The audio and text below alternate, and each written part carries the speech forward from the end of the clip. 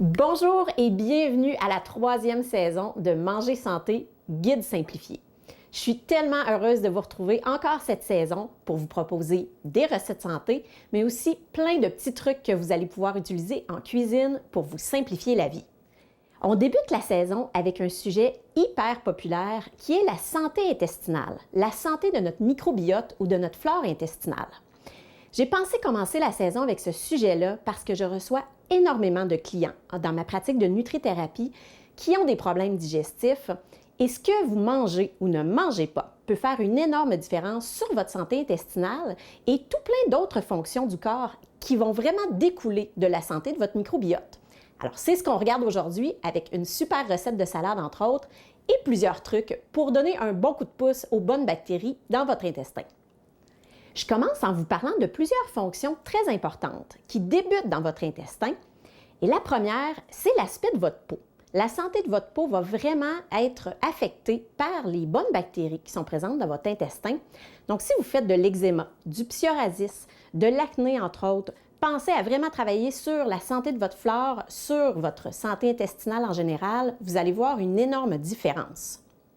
L'état de votre paroi intestinale et la santé de votre microbiote vont aussi affecter l'absorption des nutriments. On dit souvent qu'on est ce qu'on mange, mais on est surtout ce qu'on absorbe. Donc, vraiment d'entretenir une muqueuse intestinale en pleine santé et une bonne flore intestinale vont faire une énorme différence à savoir si vous absorbez bien les nutriments des aliments que vous consommez. Un fait qui pourrait vous surprendre, c'est que votre poids peut être influencé par les bactéries qui colonisent votre intestin. Je m'explique, lorsqu'on étudie des sujets minces et des sujets obèses, on voit une grosse différence au niveau des souches de bactéries qui colonisent l'intestin, mais aussi au niveau des quantités de bactéries. Donc, dans une optique où vous voulez conserver un poids sain ou perdre du poids, il faut travailler sur sa santé intestinale. Une autre fonction qui démarre dans l'intestin à 80 %, c'est l'immunité. J'en ai parlé un peu pendant la saison 1 lorsqu'on parlait de virus, de bactéries. Si vous voulez éviter d'attraper des grippes, des rhumes, pensez à votre microbiote parce que 80 % de votre système immunitaire démarre dans votre intestin. Donc vraiment pour vous prémunir contre les maladies, c'est dans l'intestin que ça débute. Un sujet dont on entend beaucoup parler présentement, c'est l'importance du lien entre le cerveau et l'intestin. Un des trucs à retenir, c'est que les messages qui partent de notre cerveau s'en vont directement à l'intestin et peuvent influencer notre flore intestinale. Entre autres, le stress. Vous savez, quand on a mal au ventre, c'est que notre cerveau envoie un message à notre intestin, un message de stress, et ça crée de la douleur. Ce qu'il faut savoir, c'est que lorsqu'on a un stress chronique, tous les jours, on va affecter un petit peu notre microbiote, donc ça peut affecter en général notre santé intestinale.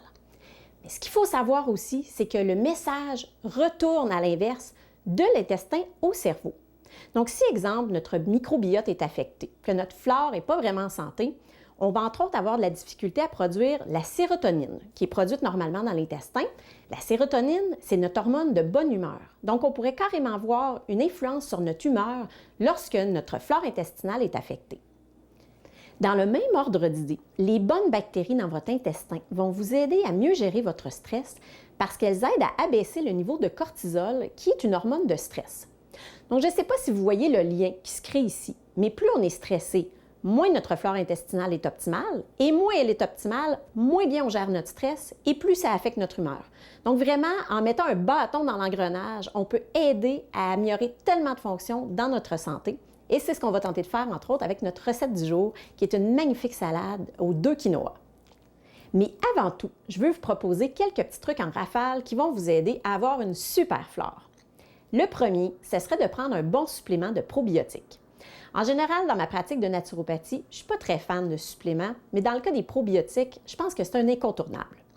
Ce que je recherche dans un bon supplément de probiotiques, c'est tout d'abord plusieurs milliards de bactéries, mais aussi plusieurs souches. Quand on est capable d'aller chercher 7 ou 8 souches de bactéries différentes, c'est hyper intéressant parce que chaque souche va avoir sa spécialité, comme la perte de poids, d'éviter la constipation ou d'éviter la prolifération des mauvaises bactéries.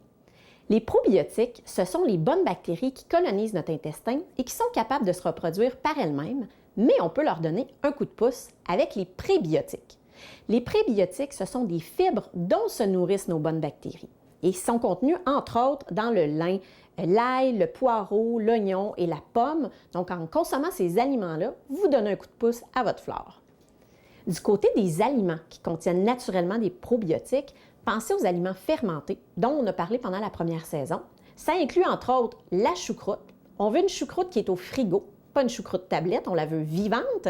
Pensez aussi au miso, au tempeh et au fameux kombucha, au thé fermenté. On a des très belles compagnies ici au Québec. Je pense entre autres à Quetzal Kombucha qui est à Shawinigan. Donc, en consommant des aliments fermentés régulièrement, encore une fois, on donne un coup de pouce aux bonnes bactéries qui colonisent notre intestin. C'est prouvé scientifiquement que lorsqu'on est en contact avec des bactéries de façon régulière, encore une fois, on aide à coloniser notre flore intestinale. Donc, n'hésitez pas à aller jouer dehors, à aller jouer dans la terre et même à avoir un animal domestique. Les enfants qui grandissent avec un chien dans la maison ont généralement une meilleure flore intestinale. C'est la même chose pour les gens qui font du sport. C'est prouvé scientifiquement que les sportifs ont tendance à développer naturellement une meilleure flore, donc allez jouer dehors et bouger. Finalement, essayez d'éviter les irritants, comme le café ou l'alcool, qui viennent déranger votre muqueuse intestinale et essayez à tout prix d'éviter le sucre qui vient entretenir les mauvaises bactéries et donc déséquilibrer votre flore. On s'en va voir une mini-capsule qui va vous aider à entretenir une flore de béton. Je me trouve chez Santé en vrac et j'avais envie de vous proposer quelques produits de santé naturelle que j'aime beaucoup pour la santé digestive. Et je débute tout de suite avec un dont je vous parle depuis la saison 1. C'est le fameux collagène, qui est super intéressant pour réparer la muqueuse intestinale, entre autres. Ici, j'ai un bouillon d'os, donc qui va naturellement contenir du collagène, mais la marque Organica produit aussi, fait des beaux produits là, de collagène. Donc, on a du collagène de source marine, de source bovine, de poulet aussi, d'os de poulet. Donc, très, très intéressant. Parfois, on a une saveur. Ici, on a gingembre. Moi, à la maison, j'ai un collagène marin qui n'a pas de saveur, que j'aime mettre le matin dans mes smoothies. J'en ai un qui a du matcha aussi à l'intérieur. Donc, dépendant de vos goûts, dépendant de la recette que vous faites, évidemment, vous pouvez changer la source, mais c'est un très, très beau produit. Marque Organica, là, qui est une marque très intéressante au niveau de la qualité du collagène. Deuxième produit, je vous montre Chardon-Marie. Ici, c'est une teinture. J'aime beaucoup les teintures. Hein? Ça entre directement dans le système, là, vu qu'on est au niveau du système digestif, justement, qu'on l'absorbe directement. Clé des Champs, belle compagnie d'ici. Donc, le Chardon-Marie, c'est très intéressant pour détoxifier le foie.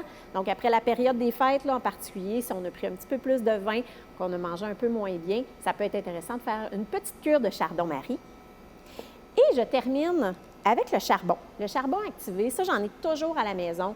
Si je fais une indigestion, que je ne suis pas sûre qu'un aliment que j'ai mangé était tout à fait frais, souvent, je vais prendre du charbon activé et je l'apporte aussi en voyage. Si je vais dans le sud, dans les Caraïbes, en prévention, souvent, je vais avoir mon charbon activé avec moi. Donc, si jamais je mange sur la rue ou dans des restaurants où c'est plus difficile de savoir si la qualité de l'eau et des aliments est intéressante, j'ai mon charbon activé avec moi pour essayer d'éviter d'attraper des petites bactéries et des petits virus à l'étranger. Donc, c'est mes 3 coups de cœur pour aujourd'hui pour une super santé digestive. J'ai quelques suggestions lecture pour vous. Et la première, c'est un auteur que j'avais très hâte de vous présenter. C'est le docteur Perlmutter qui a entre autres écrit le livre à succès « Ces glucides qui menacent votre cerveau ». Dans ce cas-ci, il est co-auteur du livre « Les bactéries des amis qui vous veulent du bien ». Il est co-auteur avec Anne-Marie Cassard. Le docteur Perlmutter est en France. C'est un spécialiste de la santé du foie et du microbiote. Dans ce livre-là, qui est quand même une bonne brique, je ne vous mentirai pas, mais on décortique et on vulgarise très, très bien la science derrière la santé de l'intestin. On parle d'ADN, on parle d'obésité, on parle même de dépendance qui pourrait être liée à la santé des bactéries qui colonisent notre intestin. Donc moi, j'aime beaucoup et ça se lit quand même bien, malgré le fait que c'est un bon livre, quand même assez épais. Le deuxième livre, c'est La santé par l'intestin. J'aime beaucoup Modus Vivendi pour les livres de recettes qu'il nous propose, surtout dans la série Savoir quoi manger, 21 jours de menu. Celui-là est fait par Stéphanie Côté, qui est une nutritionniste qui a écrit plusieurs livres là, chez Modus Vivendi. C'est des belles recettes simples. On a des salades de lentilles, du tilapia, des biscuits, on a des desserts, des déjeuners. Mais on a aussi un petit peu de théorie au début. On parle beaucoup des aliments fermentés, entre autres, et des fibres. Vous allez voir dans notre recette aujourd'hui, on a beaucoup de fruits et légumes. Les fibres vont aider à coloniser les bonnes bactéries dans notre intestin.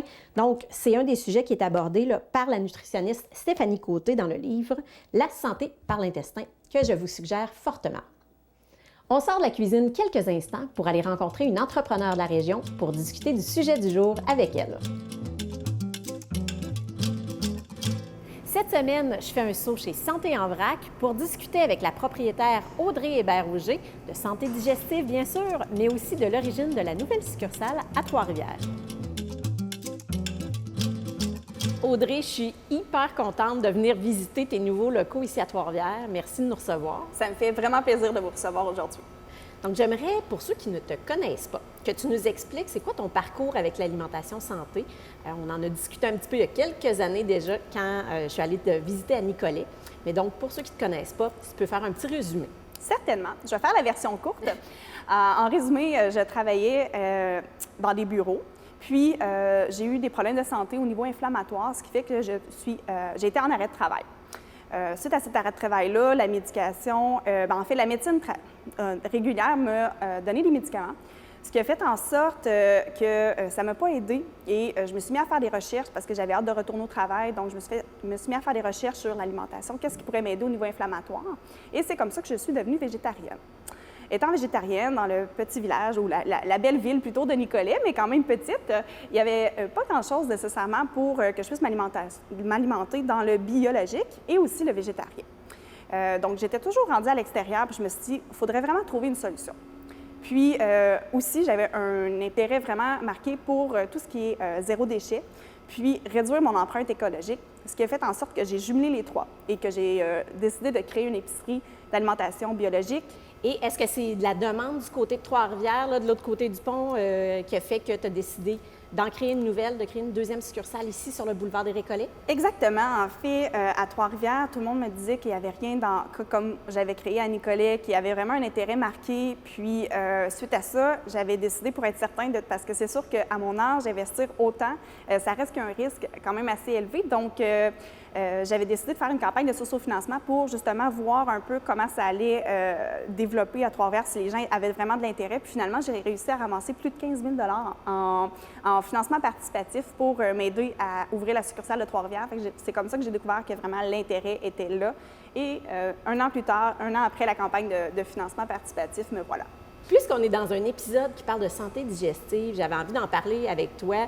Tu connais très bien plusieurs produits qui vont aider au niveau digestif, certains aliments aussi. Est-ce que c'est un sujet que vos clients abordent souvent lorsqu'ils viennent vous voir, des problèmes digestifs? Oui, effectivement, régulièrement.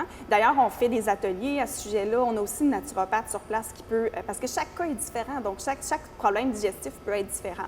Donc, on a vraiment des naturopathes sur place qui peuvent vraiment, du cas par cas, aller voir qu'est-ce qui peut être bon pour la personne. Dans ton cas, à la maison, si je te demande ton coup de cœur que tu as toujours, soit au frigo, au garde-manger, au niveau digestif, qui vraiment, toi, t'aide à avoir une meilleure digestion? J'aime beaucoup les fermentations. Souvent, justement, j'aime bien, après le dîner, si je vois que c'est un petit peu trop lourd puis que j'ai besoin d'avoir un peu plus d'énergie, je peux prendre souvent un petit verre de kombucha. Mais c'est sûr que ça reste qu'un petit peu de sucre dedans. Donc, on a aussi la version avec 1 gramme de sucre de vie kombucha qui peut être intéressant aussi pour ceux qui font attention aux glucides et au sucre. Après ça, il y a les fermentations comme les choucroutes, le psyllium, les fibres aussi. Il y a beaucoup de fibres à ajouter dans les smoothies. Donc, souvent le matin, je me fais un smoothie, j'essaie toujours de rajouter des fibres à l'intérieur. Et au niveau des fermentations, ce que je trouve particulièrement intéressant ici, c'est que vous avez certains produits déjà prêts, le fameux kombucha en fût, entre autres, mais je pense aussi à des kits que les gens peuvent acheter. Donc, s'ils veulent faire leur propre kéfir, leur propre kombucha, justement, vous êtes équipés, là. Oui, tout à fait. On a les kits de départ, si on veut, par rapport au kéfir, aux fermentations. Aussi, on a de la lactofermentation, comme des navets fermentés, on a de l'ail fermenté. Puis, évidemment, aussi, on fait des ateliers. Donc, il n'y a rien de mieux quand on veut faire ces fermentations à la maison que de prendre un atelier par rapport à ça. Nos ateliers sont souvent l'automne et l'hiver, donc restez à l'affût si jamais ça vous intéresse. Mais c'est ça, donc un atelier de 2 heures environ où on approfondit le sujet, puis on peut partir après ça avec toute l'information. Avec tous les outils. Et les ateliers, pardon, sont affichés sur votre site Internet? Tout à fait, sur notre santenvrac.com, puis sinon en magasin aussi. Excellent. Je te remercie, Audrey. Ça me fait plaisir. Alors, on se lance dans notre première recette de la saison. On se fait une super belle salade estivale et l'avantage, c'est que vous pouvez la consommer froide, mais aussi chaude. Le quinoa, dans mon cas, là, il a été cuit à un certain moment, donc il a refroidi, mais vous pourriez l'utiliser quand il est encore chaud, surtout pour faire tomber les épinards. Là, je vais les hacher, donc on va avoir des petits morceaux, mais vous pourriez utiliser le quinoa pendant qu'il est encore très chaud et le verser directement sur les épinards pour les faire tomber un peu, pour qu'il y ait encore du craquant, mais qu'il soit un petit peu cuit. L'avantage des salades, c'est qu'on mange beaucoup de fibres avec les fruits et légumes. Donc, encore une fois, pour la santé intestinale, c'est génial. Et là, je vous invite évidemment à varier, à être créatif. Je vous donne quelques idées. Vous n'êtes pas obligé d'utiliser exactement ces ingrédients-là. Mon ingrédient de base aujourd'hui, c'est le quinoa. Et là, vous voyez, j'ai mélangé moi-même 2 couleurs, le rouge et le blanc, tout simplement pour faire de la couleur. C'est une quinzaine de minutes lorsqu'on cuit le quinoa. Ne le cuisez pas trop, sinon il devient mou un peu, il devient pâteux. Et quand on mélange, là, il a tendance à écraser. Donc là, mes grains sont tout beaux. Je vais me prendre environ 2 tasses et je vais mettre ça dans mon bol à salade. Donc, le quinoa va être ma base. Et j'aime le quinoa parce que c'est une protéine complète. On en a parlé dans l'épisode végétarien à la saison 1. Les protéines qui sont végétales, normalement, ne sont pas des protéines complètes, donc on doit les combiner. Dans ce cas-ci, si ça n'en était pas une protéine complète, ce ne serait pas un problème parce qu'on utilise des légumineuses, des pois chiches. Donc, quand on les combine avec des grains, on vient faire une protéine complète. Dans ce cas-ci, ce n'est pas un problème parce que le quinoa est l'une des rares protéines qui est de source végétale qui est complète d'emblée. Alors, quinoa. Ensuite, je vais mettre environ une tasse compactée d'épinards. Vous voyez, je calcule très sommairement. Donc, j'ai pris des bébés épinards biologiques. Et là, je vais venir les hacher. Ce qui est intéressant dans les salades, c'est de vous assurer que les ingrédients ont à peu près la même grosseur. Sinon, dans une bouchée, vous avez des très, très gros morceaux de carottes, un tout petit morceau de pois chiches. C'est moins intéressant. Donc, c'est sûr que là, dans le cas du quinoa, c'est tout petit. On n'ira pas couper nos autres légumes et fruits aussi petits. Mais en hachant comme ça vos épinards, vous n'aurez pas des gros morceaux d'épinards. Ça va vous donner une chance. Donc, épinards plein de magnésium pour le système nerveux, on aime ça. Et là, j'ai fait une découverte dernièrement.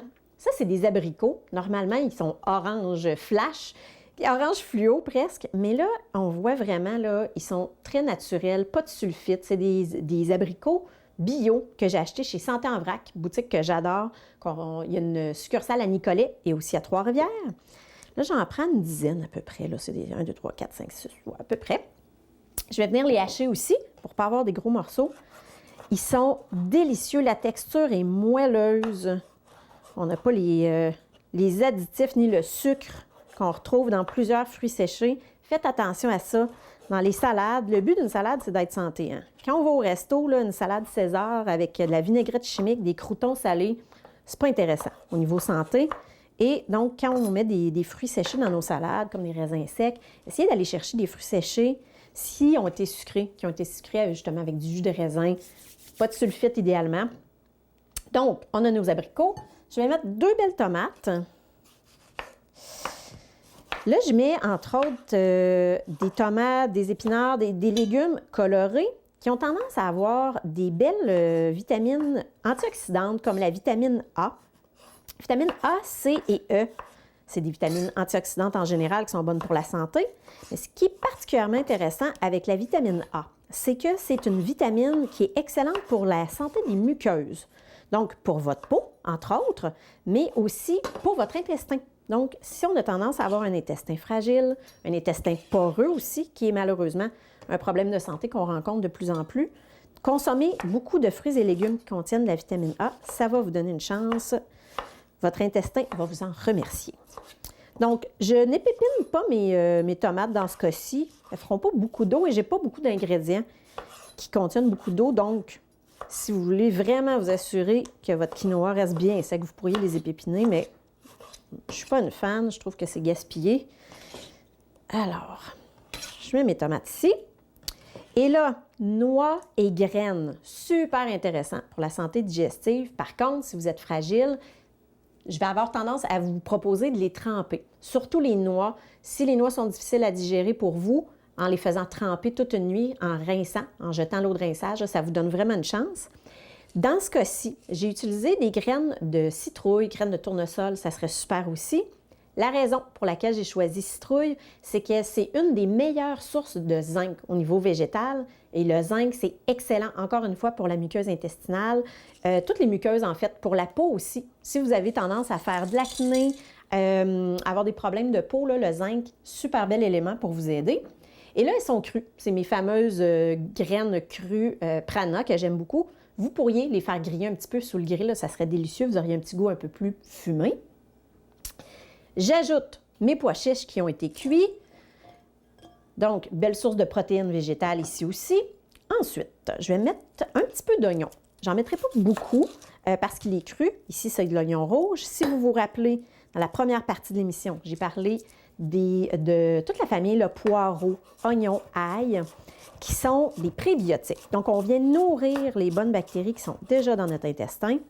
Donc là, je le coupe assez petit parce que ça a du punch quand même, de l'oignon rouge. J'en mettrai pas beaucoup aujourd'hui. Allez-y comme vous aimez l'oignon rouge. Si vous aimez ça avec beaucoup de punch, vous pouvez en rajouter plus. Et là, mes carottes ont été bien lavées, sont bio. Des fois, je ne vous mentirai pas, quand elles sont bio et qu'elles sont bien lavées, je ne les pèle pas. Mais quand je les pèle, je garde les pelures pour mes chevaux. Donc, au moins, je ne gaspille pas. Sinon, mettez ça au compost. Et là, je vais venir les râper.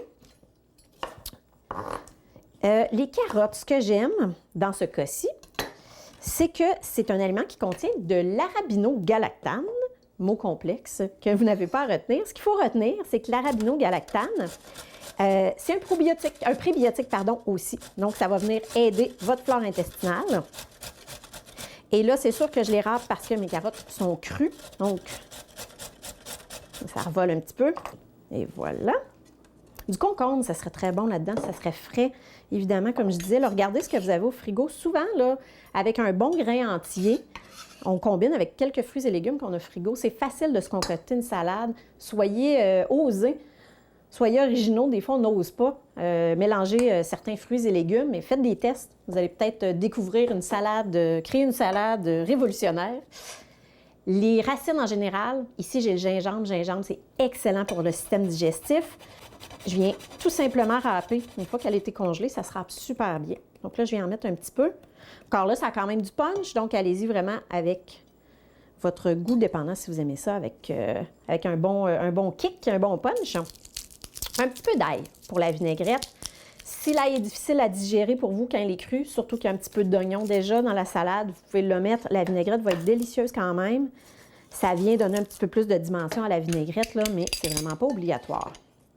Là, ce que je fais, j'ai pris un peu d'huile d'olive, une bonne huile d'olive pressée à froid. J'y vais avec une huile d'olive qui n'est pas trop forte au niveau du goût parce que ça en va directement, là, c'est la base de notre vinaigrette. Donc, si elle est très punchée, l'olive va être trop présente. Donc, j'évite ça. Et là, je vais venir mettre ma gousse d'ail directement dans ma vinaigrette, mon huile, pardon. Donc, pour ma vinaigrette, je fais ça très, très simple. Hein? Ça, c'est un autre problème des salades. Quand on va au restaurant, quand on les achète déjà faits, les vinaigrettes ont souvent des gras qui sont transformés. On a du sel, du sucre. C'est très peu intéressant. En les faisant à la maison, là, ça peut être délicieux et super simple. Et souvent, c'est des ingrédients qu'on a déjà à la maison. Donc, j'ai mon huile, j'ai mon ail qui nous aide. C'est un prébiotique. Je viens mettre du fermenté dans ma vinaigrette avec un vinaigre de cidre de pomme qui est non pasteurisé. Donc, il va être souvent inscrit là, dans ce cas-ci, contient la mère de vinaigre. C'est un peu comme du kombucha. Donc, on a été fermenté le vinaigre et le fait qu'il n'a pas été chauffé, non pasteurisé, conserve toutes les propriétés. Donc là, je vais venir ajouter environ 2 cuillères à soupe, là, grossièrement. Vous allez avoir, comme toujours, les quantités pour la recette sur ma page Facebook, mais aussi le site de ma TV, sur la page consacrée à l'émission Manger Santé, sur le site de ma TV. Donc, j'ai mon côté vinaigré, j'ai mon huile, j'ai mon ail. Je vais mettre quelques pincées de sel. Je vais mettre un peu de curcuma. Je ne vous mentirai pas, puisqu'on ne cuit pas, puisqu'il n'y a pas de cuisson, le curcuma va être un petit peu moins bien absorbé, mais c'est quand même intéressant. Et pour aider justement le corps à l'absorber, je vais mettre un petit peu de poivre noir. Normalement, là, si on cuisait et il y avait du poivre noir, là, dans un quart gras, vraiment, ça donnerait une chance. Mais on a de l'huile, on a du poivre noir. Ça va quand même donner un coup de pouce au corps parce que le curcuma, c'est un anti-inflammatoire. Donc, pour la muqueuse intestinale encore, on donne un coup de pouce. Ici, j'ai un petit peu de miel. Je viens chercher mon miel. Là, j'ai pris un miel cru, non pasteurisé, comme je le fais souvent. On ne cuit pas dans ce cas-ci, hein, ce n'est pas une recette où il y a de la cuisson. Donc, le fait d'avoir un miel non pasteurisé, je viens chercher tous les bénéfices antibactériens, antiviraux. Et voilà. Comme toujours, vous me connaissez, moi j'aime le miel des Trois-Rivières qui est fait par Raphaël et Raphaël, une belle entreprise d'ici qui est située à Saint-Louis-de-France. Alors, j'ai mon miel. J'ai un peu de poivre, j'ai mon vinaigre, j'ai mon ail, tout y est pour la vinaigrette. Là, je brasse sommairement aussi, parce qu'on va venir mélanger ça de toute façon. Alors, moi, ce que je conseille, vous voyez, la vinaigrette est super belle, elle est toute crémeuse avec le curcuma. C'est magnifique. Donc, je viens verser. Je vais brasser un petit peu ici. Et là, dépendant, moi, je suis très type sauce. Donc, je vais mettre toute la vinaigrette, mais vous pouvez commencer avec la moitié pour débuter et goûter, voir aussi au niveau assaisonnement si vous voulez plus de sel et poivre. Ce que je vous conseille, si vous ne pensez pas manger la salade tout de suite, attendez pour mettre la vinaigrette. Ça s'applique dans la plupart des salades. On veut que les légumes restent craquants. On ne veut pas que ça devienne tout mouillé, trop lourd. Donc, si vous savez que vous mangez votre salade plus tard, là, attendez un petit peu. Sinon, si c'est pour consommer tout de suite, bien, on mélange. Donc, moi, je vais prendre quelques minutes pour touiller la salade. Je ramasse tout ça et je vous reviens avec notre résultat final. Pour avoir les recettes de l'émission, pour en savoir plus sur mes services et pour connaître les dates de mes ateliers et retraites santé, je vous invite à visiter ma page Facebook. Alors, voici notre résultat final, notre salade aux 2 quinoa. Pensez aux herbes fraîches aussi. Là, je l'ai servi avec de la menthe, mais de la coriandre, de l'estragon, ce serait délicieux aussi dans cette salade. La semaine prochaine, on se lance dans le thème de la ménopause, donc je vous donne quelques trucs pour mieux vivre cette période de vie parfois difficile et on va se faire entre autres un muesli maison et du tofu brouillé pour déjeuner. C'est un rendez-vous